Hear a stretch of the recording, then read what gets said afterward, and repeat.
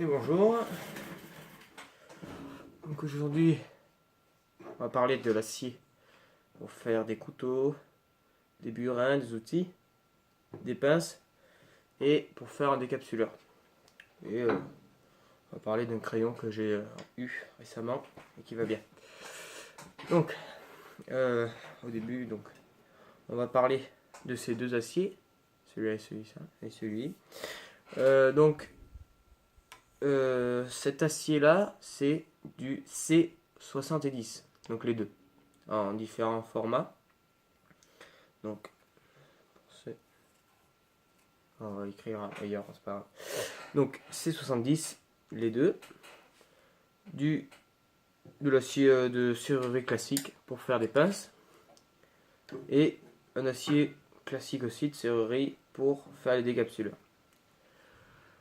Donc, ces deux aciers, je les ai commandés sur internet.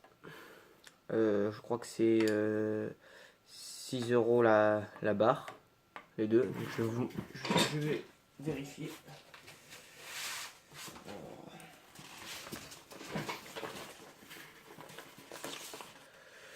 Donc, voilà. Prix unitaire 6,84 €. Donc, 6,84 €, j'en ai pris 5. Et 6 €, je crois que c'était un peu moins. Ah non, c'est 8 €, un peu plus cher celui-là. 8 €, j'en ai pris 3. Donc, ça m'a fait un total de 77 € et 1 centime. Donc, c'est pas très cher pour tout ce que j'ai pris. Ce qu'il faut savoir, c'est qu'on n'a pas besoin de ça quand on fait par exemple une pince ou un couteau ou un outil. On a toujours besoin de ça, à peu près, sachant qu'on va l'agrandir pour faire une pointe, un plat, ainsi de suite pour un burin par exemple. Et un couteau, on a besoin de ça, pas plus. Donc, ça fait combien?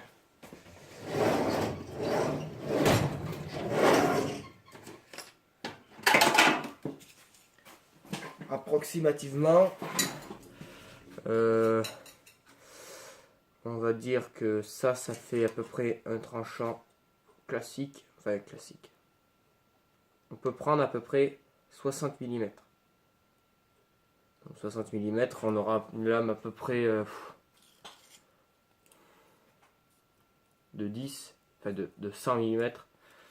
Ça fait une lame classique qu'on voit par exemple au Pinel, tout ça. Donc ça, plus le manche, on a besoin je pense de 100 mm en tout pour faire un couteau 100 ou 120. Donc ce qui n'est pas grand chose pour un couteau. Une pince, donc moi ce que je fais en ce moment, c'est ces pinces là. Donc ça, cette partie de là à là, c'est sur ce matériel, ce métal. Et ça, les poignées, c'est un autre métal qui vaut vraiment pas cher, qu'on peut 6 mètres, je crois que ça fait dans l'entour de peut-être 6 € peut-être, ou 10 €. Entre 6 et 10 € je pense. Enfin, je l'ai commandé mais j'ai pas le prix. Et ça, on a besoin de quoi? 30, 25, 30. Donc c'est rien. Donc on peut se permettre de faire ce type là. Et en plus ça soudera beaucoup mieux. Donc on n'a pas besoin, parce que vous savez que ces deux aciers ça soude moins, puisqu'il y a moins de carbone. Alors qu'avec ça, il y a 0,70% de carbone, ça va se souder très très bien, sans difficulté. Donc je vous conseille de faire avec ça. En plus c'est à peu près le même profilé que j'avais pris. Et c'est avec ça que je fais une pince. Alors avec ça, il n'y aurait pas de problème. Donc normalement c'est du 25 par 10 je crois. Donc voilà. Ah non, c'est du 20. Du 20 par combien? Par 10. Ouais. Donc pour celui-ci c'est du 20 par 10. Et pour celui-ci, ça doit être du 20 aussi. Ah oui, j'ai pris du 16. Ouais. 16. Donc c'est octogone, hein, je crois. Ouais, c'est ça. C'est un octogone. Donc profilé. Octogonal. Voilà. Et profilé. Alors là, je pourrais pas vous dire rectangle, mais au lieu d'avoir des côtés perpendiculaires ou plats, on a des côtés arrondis. Donc voilà. Donc ça se voit régulièrement hein, sur certains profilés. C'est encore plus. Bref. Ça, c'est un acier de serrurerie, pareil, classique, hein, qu'on trouve partout. Donc 5 mm par 25 normalement. Voilà, 25. Donc 5 par 20. Non, 5 par 25, pardon. 5 par 25, je m'en sers pour faire les décapsuleurs. Donc, je fais le perçage avec cet outil que j'ai fait avec cet acier. Voilà. Cet outil aussi d'ailleurs. Et je fais mon perçage, j'agrandis le trou. Vous avez vu, je crois, des vidéos sur ça, ou alors je vous en ferai sur le décapsuleur. Donc, c'est largement suffisant. Voilà. J'avais essayé à mon travail de percer ça. Donc ça c'est à la poinçonneuse, c'est percé à la poinçonneuse. Au moins quand on fait des démonstrations ou quoi, les premiers on les fait comme ça, vite fait. Enfin pour en sortir un ou deux. Et puis le reste on le fait la manière classique j'ai envie de dire. Donc j'avais fait 3 ou 4 morceaux comme ça de différentes tailles pour faire différents décapsuleurs. Mais c'est pas le mieux en fait. Je pense qu'il faut avoir un peu plus de matière. Il faudrait avoir, je pense, là on a combien? Il y a 4, 5, et on a 6. Donc il faudrait peut-être avoir 8 ou 7 de matière. Vraiment beaucoup. Si vous voulez, il faut vraiment en faire beaucoup. Parce que du coup, on va même pas les tirer. Parce que ça c'est à peu près la largeur finale d'un décapsuleur classique qu'on fait voilà qu'on fait classique et du coup là on va encore les tirer donc on va pas avoir assez de matière donc il faudrait peut-être même 10 mm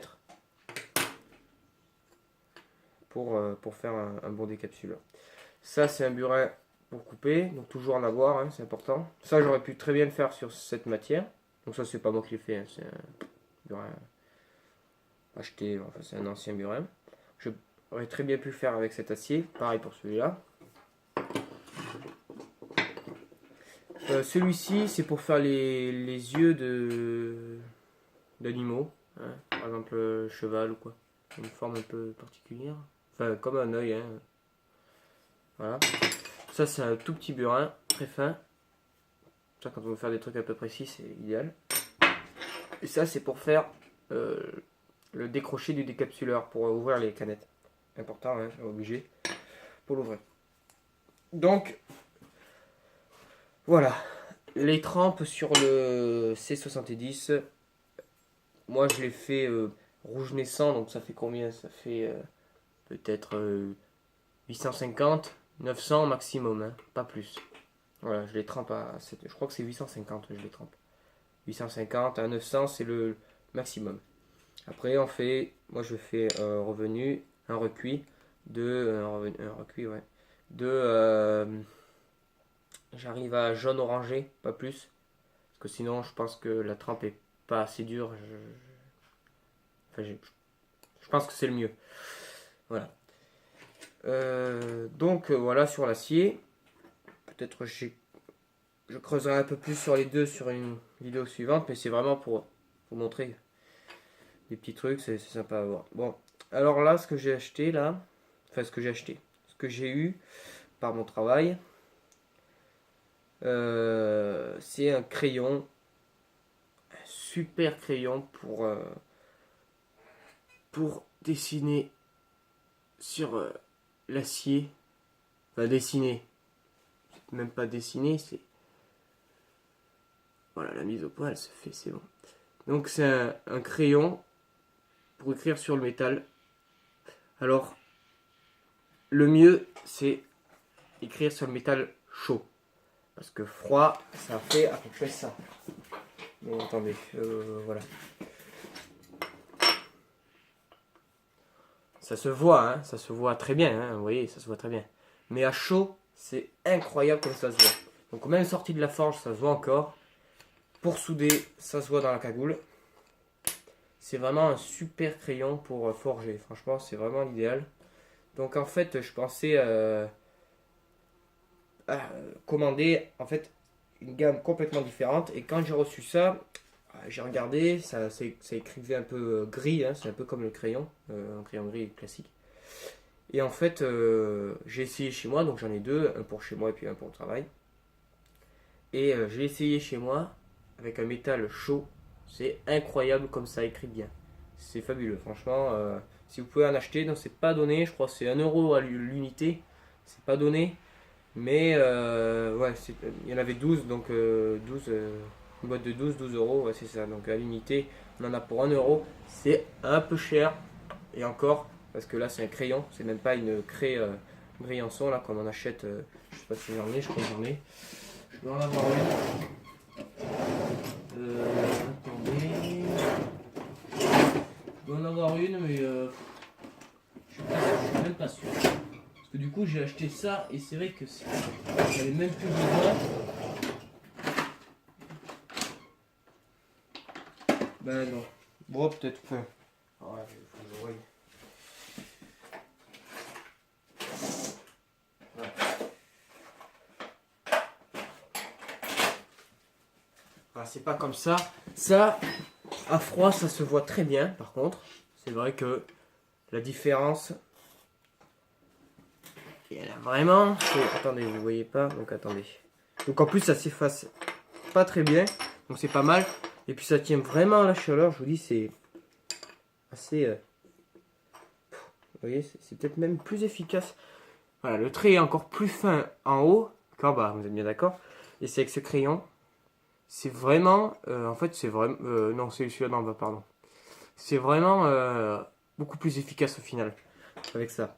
Et ça se voit tout autant. Donc en fait, ça, maintenant, je laisse tomber. Hein. Franchement, si vous en avez. Si vous n'en avez pas de ça, ça vous avez toujours. Hein, voilà. Donc bon, ça peut dépanner, mais ça c'est vraiment bien. Donc je vous conseille. Donc c'est quoi? La marque c'est Marcal. Made in USA, donc aux États-Unis. Bon après voilà, hein, je vous refais voir si la mise au point se fait, bien sûr.